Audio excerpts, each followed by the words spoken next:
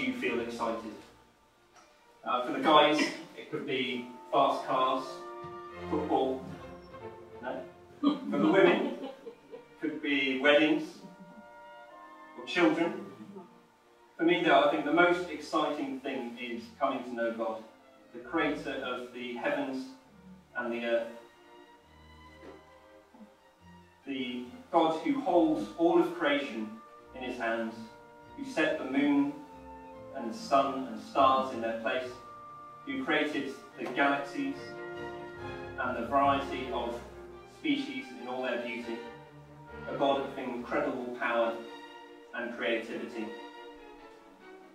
So as we look now into this subject of apologetics, I want us to appreciate the end of the path that apologetics leads to, which is God, and the exciting nature of this subject. So on the agenda, we're going to be looking at what apologetics means, what it involves, what subjects and questions to expect, why we should learn apologetics. Once we've seen what it means, what it involves, what to expect and why we should learn it, we're going to go on to the example of apologetics, which for tonight is the Kalam Cosmological Argument. Then we're going to look at some objections to the argument, followed by some scientific evidence and confirmation of the argument. So what does apologetics mean? Well, apologetics comes from the Greek apologia, which literally means to give a defense. Apologetics is not to be confused with the word apologizing. It is not the art of saying, I'm sorry, I'm a Christian.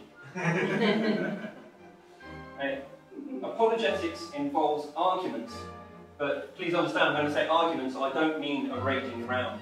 I mean a formal, intellectual, philosophical argument. So what does apologetics involve? As I said, it involves giving a defense. It involves giving a rational basis for the faith. It deals with issues with science, philosophy, scripture, history, and the nature of God, and so on. It exposes flaws in alternative worldviews, such as atheism, and deals with false interpretations of scripture. Some typical apologetic subjects are the existence of God, something I've personally looked into quite a lot, the resurrection and divinity of Christ, the problem of evil and suffering, the authority of Scripture, miracles, science, faith and reason, creation and evolution, divine providence and free will, the historical reliability of Scripture, other religions and cults, and salvation, amongst many other subjects. Some typical questions you might come across when looking into apologetics are: who created God? How do you know God exists? Which is one of the most popular questions you'll get from unbelievers. Why should I believe the Bible? If there is a God, why is there suffering? How is hell a just punishment? How do you know Jesus rose from the dead? So some of the questions are quite challenging, and I think it is valuable to have some sort of an answer for them. But I do also put a word of caution when it comes to apologetics, because as in my personal experience, you can get too involved in it. I have looked quite deeply into apologetics, but if you neglect the reading of Scripture and the study of what Christ told us to do, then it's very dangerous and damaging to your faith, as it was to mine.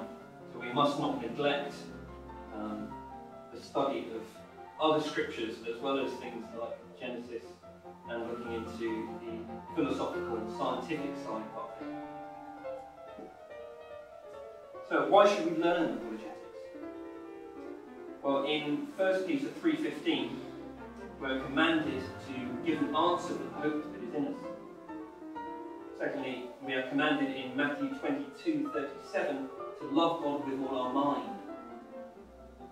And in 2 Corinthians 10:5 we read, "We demolish arguments and every pretension that sets itself up against the knowledge of God."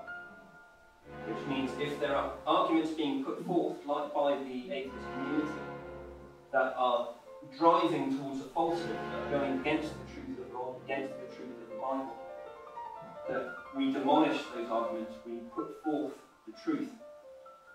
The main thing I want to focus on, though, is 1 Peter 3:15, which reads, "Always be prepared to give an answer to everyone who asks you to give the reason for the hope that you have."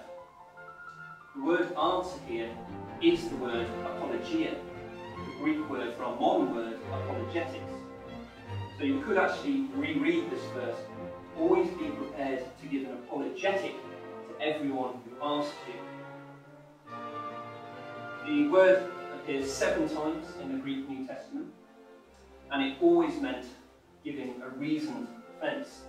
So we are commanded to use our mind and to use reason to justify our beliefs, although not everyone is called to that. Some other reasons are it will help you to show that God exists, have a better understanding of the faith, give intellectual justification for the faith, increase your own faith, and increase your ability to communicate the faith to others. And finally, if it's fun.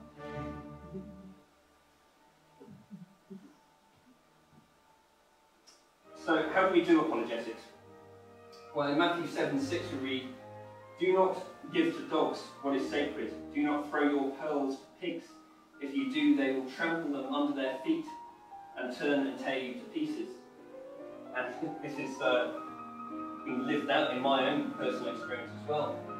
You potentially will come across people who have no interest in truth. They have one agenda, which is to satisfy themselves in their rejection of God. So we are to use apologetics and this type of material only in specific situations with specific people. We read in Proverbs 26:4-5, "Do not answer a fool according to his folly, or you yourself will be just like him. Answer a fool according to his folly, or he will be wise in his own eyes."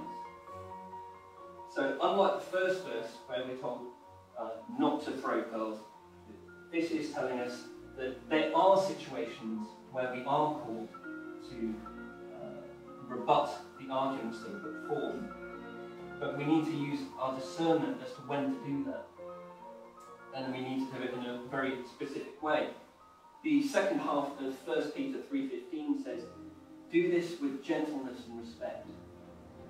So if we find ourselves getting irritated, angry, as we're delivering this sort of material, if we're getting into an argument that is getting a bit heated, then we need to carefully consider whether we should be doing it at all. If we can't be gentle and respectful, then it's not really an area to get into. So to recap, we've seen what apologetics means, which is giving a reasoned defense. We've seen why we should do apologetics, which is mainly because we're commanded to, and also because it can help people to come to the faith. We've seen how we should do it, which is with gentleness and respect. And so now we're going to go on to an example of apologetics, which is the Kalam Cosmological Argument. And I'm just going to play a short clip now from one of my favourite apologists, William Lane Craig.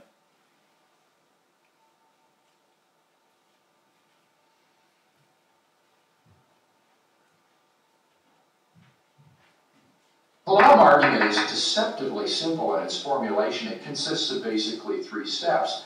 Premise 1 is that whatever begins to exist has a cause. Something cannot come into being uncaused out of absolutely nothing.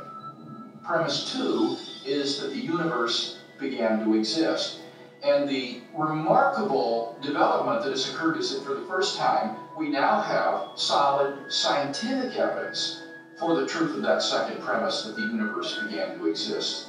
And from those 2 premises, it follows logically, therefore, the universe has a cause of its existence. Whatever begins to exist has a cause. The universe began to exist, therefore the universe has a cause of its existence.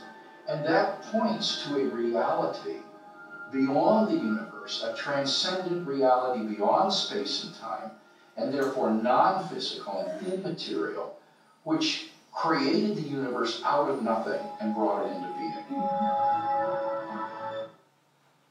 So there you go, that was the Kalam Cosmological Argument, if you can understand. So just to go through that one more time. The first premise was, whatever begins to exist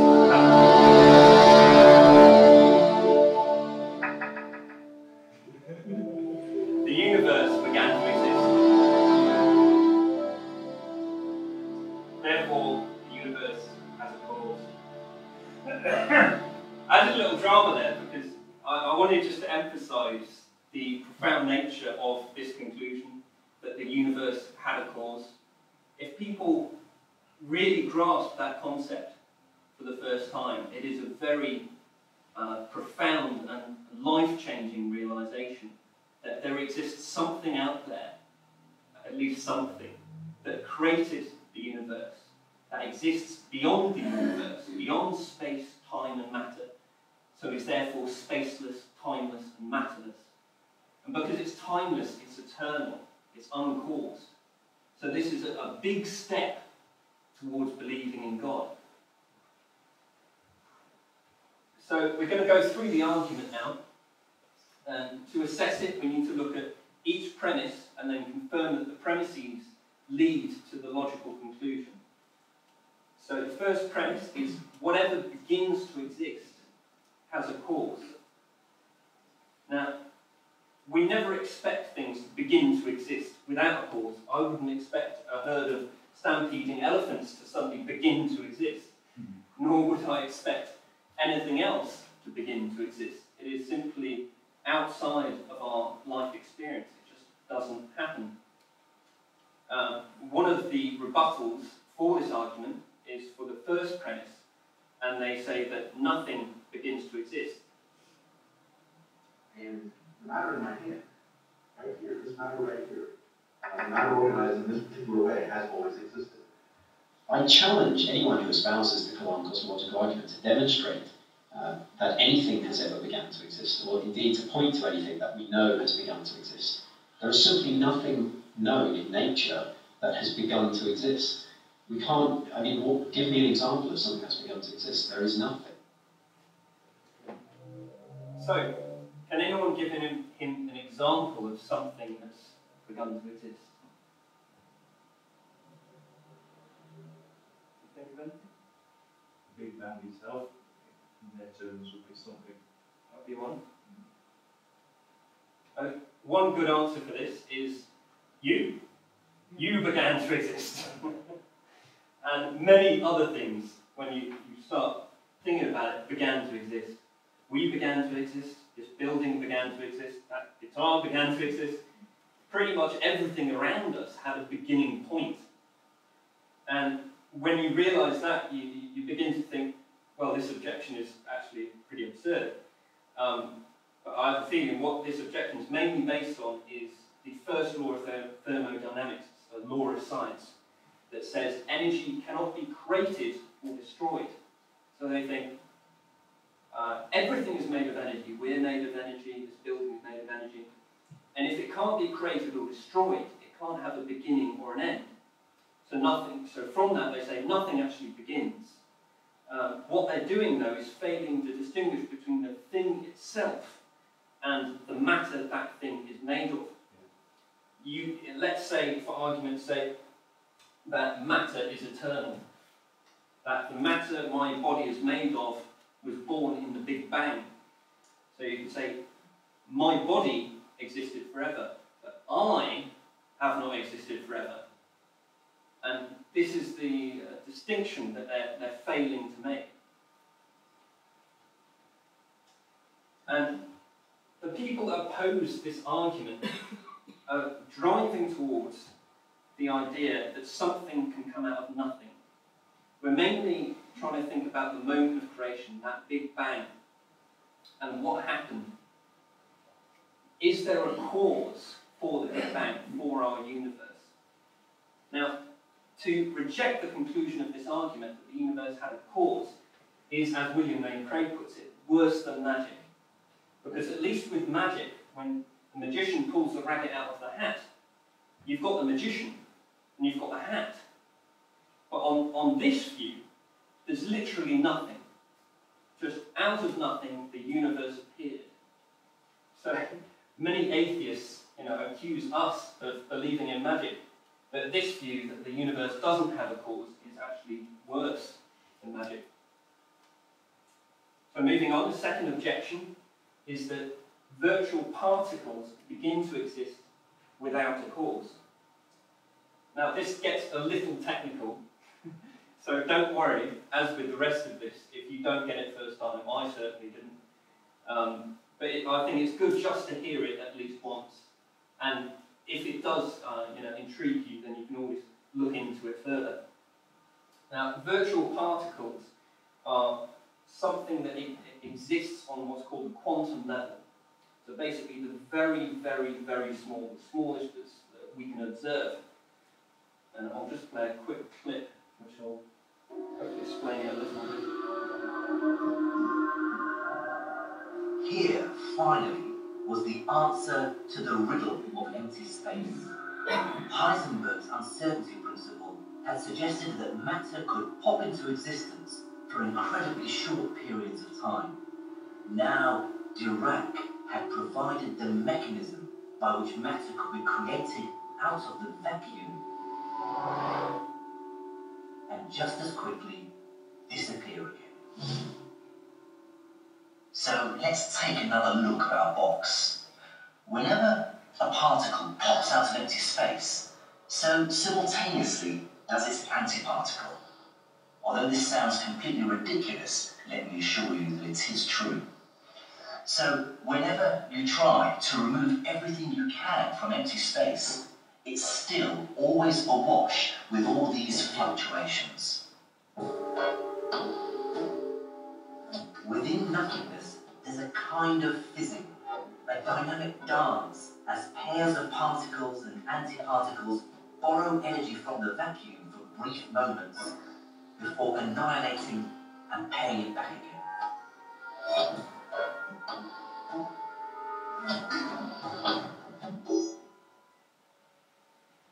So there you go, that's, as I said, quite complicated, quite technical, but the gist of it is that people want to argue that because things like this, particles can pop into existence seemingly uncaused and out of nothing, then the same thing could have happened for the universe.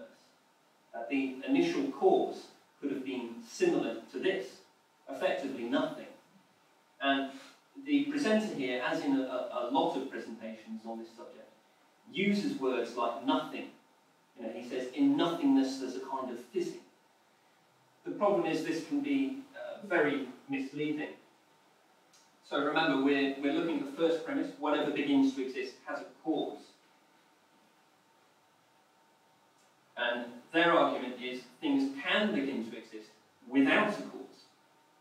And their proof is these virtual particles. But Paul Davies, a respected physicist, says, the processes described here do not represent the creation of matter out of nothing, which is ex nihilo, out of nothing, but the conversion of pre-existing matter into material form. So this is something that already exists, and then it's shifting form. It is not the creation of something out of nothing. It's the creation or the modification of something into something else. These particles pop into existence in a quantum vacuum, which is, again, just really, really small. And they pop into existence in a sea of fluctuating energy. Now, he was calling it nothing, but this is actually far from nothing. It's a very violent activity which brings about these particles. Some physicists hold that they do have a cause, but that they do not have a cause, but they are those who hold to a fully deterministic model. This basically means that some say we can't determine the cause, and there isn't a cause. Others hold that we can determine the cause. Even though we don't know what the cause is now, that doesn't mean there isn't one. it should also be noted that both the models that say, one that says the cause can be determined and the other one which says we can't determine the cause are empirical equals. Empirical is physical. So basically, the physical evidence for each of the models are equal. So whichever you adopt, it's simply a matter of taste. Whether you say, we can't, there is no cause or there is a cause, you are not going to be forced in either direction by the evidence alone. So we've looked at the first premise, whatever begins to exist has a cause. We've shown that things do begin to exist. And the only proof that I've found of something beginning to exist without a cause is insufficient proof. These particles may appear not to have a cause, but that doesn't mean they don't have one. If indeed these particles did appear in nothing, then that actually would be proof that they didn't have a cause. Because if there's nothing, then there can be nothing for the cause. But since it isn't nothing, they haven't succeeded in disproving this first premise. So we're going to move on to the second premise, the universe began to exist. And the first objection, the universe never began to exist, it's eternal. One of the biggest and most cherished myths theists and believers in God have held since the Big Bang Theory took hold is that the universe had a beginning and was therefore created. Without the implication of the Big Bang, that the universe is contingent, there would be no need to invent a God to create the universe if it turned out that it always was. Well, guess what? God is out of a job because the universe is eternal. There you go. That was one particular guy from YouTube, an atheist that I've come to know, who is quite strong in his opinion, should we say. You know, he says that with the utmost confidence that the universe is eternal. And notice the final statement as well, that God is out of a job. Now, although he says this, even if it were true that the universe were eternal, there are those, specifically some of the church fathers, who hold that God would still need a job, in that God would have to hold the universe in existence, much like a chain holding a lamp from eternity past. The chain has to be there. It has to hold that lamp, and God would have to hold the universe in existence for order to stay in existence. But we don't have to go too far down that lane, because there is more than sufficient evidence to show that the universe did begin to exist. There have been various eternal universe models over the past 100 years of cosmology, but these models have been largely dismissed and discredited as new evidence has come in. The evidence that the universe began, which we'll go into in a bit more detail later, has been confirmed by people like Edwin Hubble and Albert Einstein after a very common view that the universe was eternal. Going back 100 years, all the scientists did believe that the universe was static and unchanging. It had no beginning. There's also philosophical support against an eternal universe, specifically that it's philosophically impossible to have an infinite series of past events. That because the past consists of events, and you can't have an actually infinite number, it has to be finite. In other words, it has to be limited. It has to be a starting point.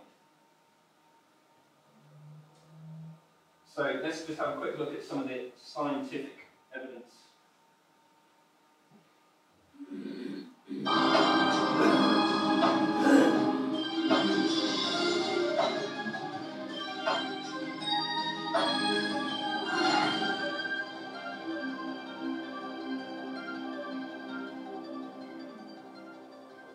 How did the universe begin?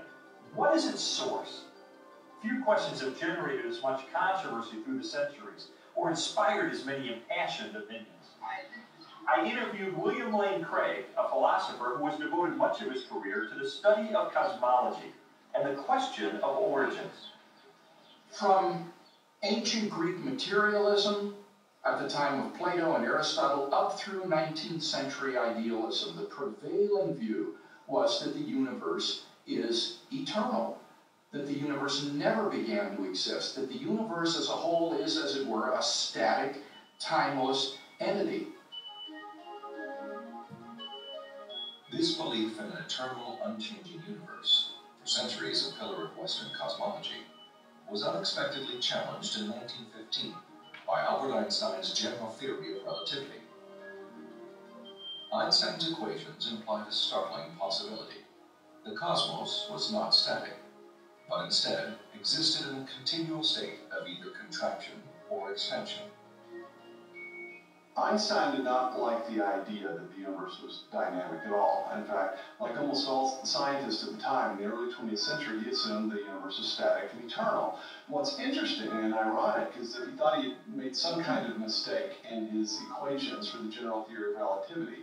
But a few years after he developed the theory, a Belgian astronomer named Lemaitre developed a model based upon his equations, which again predicted that the universe was in a continual state of expansion. In 1929, theoretical predictions were confirmed with empirical data. At the Mount Wilson Observatory overlooking Los Angeles, astronomer Edwin Hubble studied light from distant galaxies. Hubble determined that galaxies beyond our Milky Way were moving away from us at a speed proportional to their distance from the Earth. The more distant the galaxy, the faster it is receding. Hubble's landmark discovery led most astronomers and physicists, including Albert Einstein, to a similar conclusion. If the universe is continually expanding, then at earlier points in its history, it must have been smaller and denser.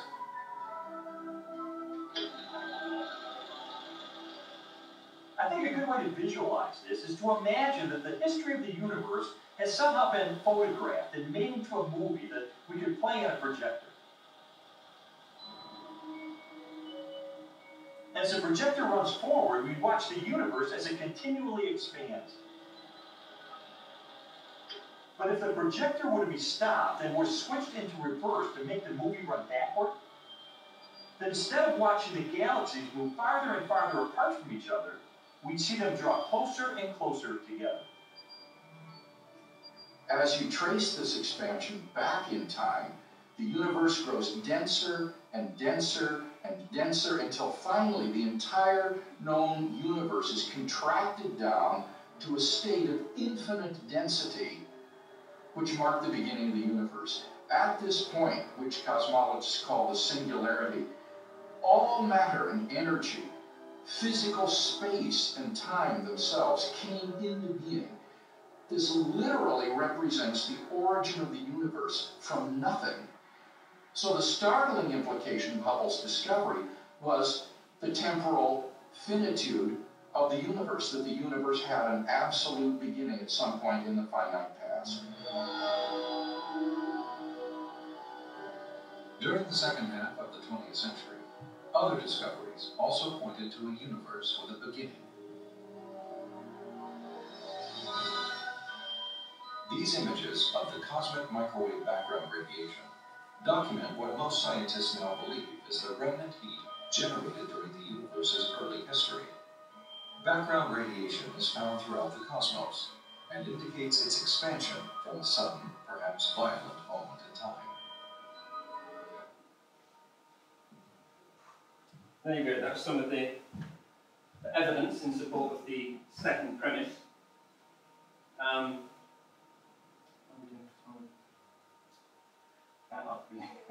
Yeah. How many people? 10 minutes? Are you here? Oh, okay, yeah, 10 minutes, okay. So to briefly go through the past 100 years of cosmology, which some was mentioned in that video there. In 1917, they mentioned about Albert Einstein. He came up with what's called the cosmological constant. This was a modification to his original theory of general relativity. When he did this, though, he put in a fudge factor was basically a modification to make his equations work. And he did this by, to allow his equations to work with a universe that wasn't expanding. He didn't want to accept the fact that the universe was expanding. Later on in 1922, Alexander Friedman finds a solution for his equations. He makes his equations work by allowing a universe that expands.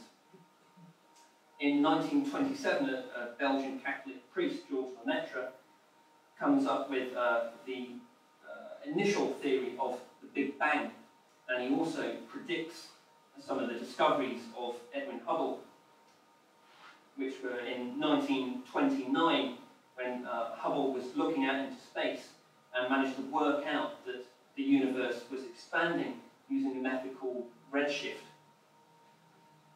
Most scientists believe that our universe is expanding. That belief is based on an interesting property of light waves called the Doppler effect. Here's how it works. All waves travel outward from the source. A stone dropped in a pond, for instance, will produce waves that move out in a circular pattern from the splash. Light works the same way. When a camera flashes, light waves move out from the flashbulb. When the source of a wave is stationary, the waves can be thought to form circles radiating out from the source. But when the source is moving, something very interesting happens. The waves ahead of the moving source are bunched closer together. The waves trailing behind the moving source are spread out. We hear this effect when a moving car blows its horn as it passes us.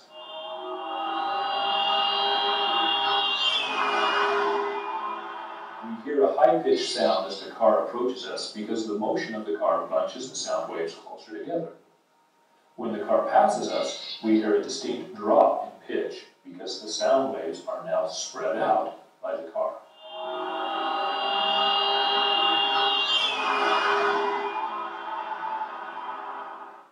Light waves show a similar shift.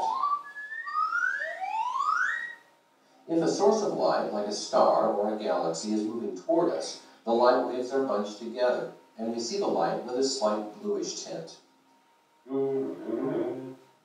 If the star or galaxy is moving away from us, the waves are stretched out, and we see a reddish shift in the color.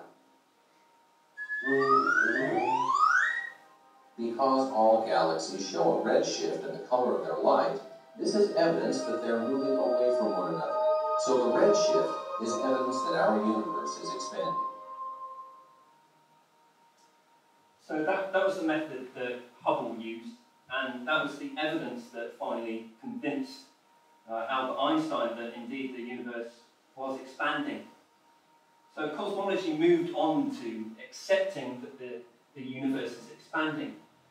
Apart from this guy, a guy called Fred Hoyle, he proposed what's called the steady state theory, or also known as the continuous creation.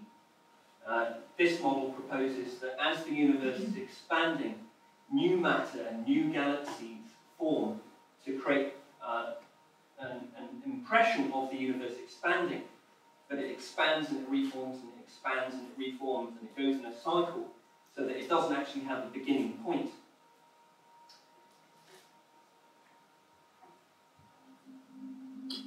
I was fascinated by the expansion of the universe when I heard of it at Savoy at school. But many scientists didn't like the idea that the universe had a beginning, a moment of creation.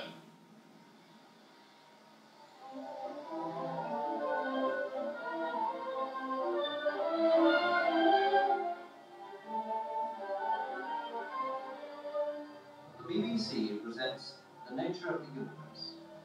The speaker is Fred Hoyle, a Cambridge mathematician and fellow of St. John's College. In this talk, he discusses the theory of continuous creation. Mr. Hoyle. Perhaps like me, you grew up with the notion that the whole of the matter in the universe was created in one big bang at a particular time in the remote past. What I'm now going to tell you is that this is wrong.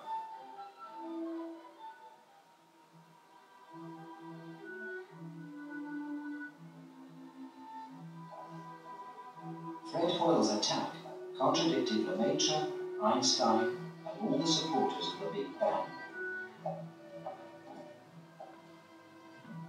Dennis Sharma now lives and teaches in Italy, but as a young graduate in Cambridge, he remembers being swept along by the ideas of Hoyle and his colleagues. Like many young cosmologists, Sharma preferred Hoyle's steady-state universe to one that started with a Big Bang. You've got to remember, at that time there were not many people working in cosmology, so one or two rebellious characters could make a very big impact on the subject. Now, this Big Bang idea seemed to me to be unsatisfactory, even before detailed examination, for it's an irrational process that can't be described in scientific terms. In 1948, they proposed the famous steady-state theory, which was a contradiction to the Big Bang, accepting the universe was expanding, but supposing that as the galaxies move away from one another, new matter was created between the galaxies continuously on this idea. As the universe expands, everything should spread out. It should become less densely packed. So new matter had to materialize somehow to keep the overall density of the universe in an everlasting steady state. If you go backwards in time, there's no increase in density and therefore no Big Bang. So you have this rather grand picture of a universe which is expanding, but which stays the same in its overall properties for all time. I personally like the theory because I thought it had a grand architectural sweep. It just seemed so grand to have a universe that didn't change in its large-scale structure ever, and had no awkward initial moment. Notice the final statement there, no awkward initial moment. This was largely why Fred Hoyle came up with the theory. He thought that the Big Bang, showing that the universe began, showing that it needs a cause, gave too much weight to the Christians. So he largely came up with this theory, not because of scientific motivations, but because of theological ones. So later on in 1964, two scientists called Penzias and Wilson discovered what was mentioned earlier, the cosmic background radiation. This is a radiation that was initially formed in the hot, dense initial state of the universe. No other aspect of the universe could have created this radiation. It's only possible when all of the matter, all of the energy in space were packed down and condensed, because this energy, this microwave background radiation, permeates the entire universe. In fact, if you turned on one of the old television sets and you just had the fuzz and you saw the lines going across, that was actually the cosmic background radiation interfering with your TV set. They discovered it using this horn antenna. Originally they thought it was just interference. They thought possibly the birds that were roosting in the horn were creating it. Once they cleared that out, and after a while of deliberating, they realised what they had found, which was this background cosmic radiation, which helped to prove what's called the hot Big Bang model, which is the Big Bang model that suggests the universe came from an initial point, which disproves Fred Hoyle's theory that the universe is just continually expanding, that it didn't have a beginning.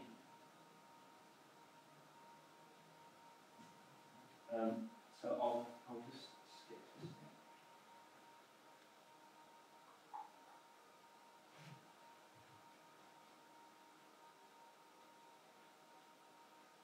I won't go into that now. Yeah, I hope that's been interesting and beneficial to you. You asked me about 20 minutes ago. What are you actually saying in language I would understand? What are you saying to or proving by this all the science, and what's it all about to you? The main thing is from all of this is that you can show with reason, with science, that the universe began to exist, that it needs a cause. Well, it's here, so I mean, it exists, but But what's God's part in it? With your what you've been on about, like? What are you saying? It means, are you saying that God created, or are you? Yes, basically. I mean, this is one argument in a series of arguments. So basically, this helps to show that reason and science is in our favour. That if we apply reason, as you know, the atheist community will always come about, they'll talk about science and reason and logic and evidence and all this sort of thing, as if it's all in their favour. However, you know, using an argument like this shows that the universe began to exist, and that the universe needs a cause, and if the universe needs a cause, then it's most likely that cause is God. Yeah, I suppose the main purpose of this is to satisfy the intellectuals who want a justification for the faith. Those who think, yeah, I want to believe, but I just don't have the reason to believe. I don't know why I should believe. And this doesn't apply to everyone. You know, some people will just come to Christ. But you know, if you do come across those types of intellectuals who need arguments, who need evidence, then this is the sort of stuff you can give them.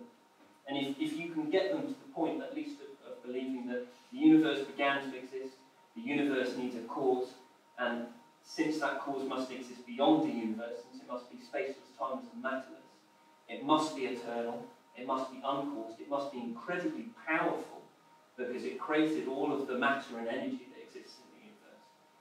So the conclusion of this argument is taking a very large step towards belief in God. It doesn't take you all the way using just reason, but it does take you far enough so that you can take that final step and get on your knees.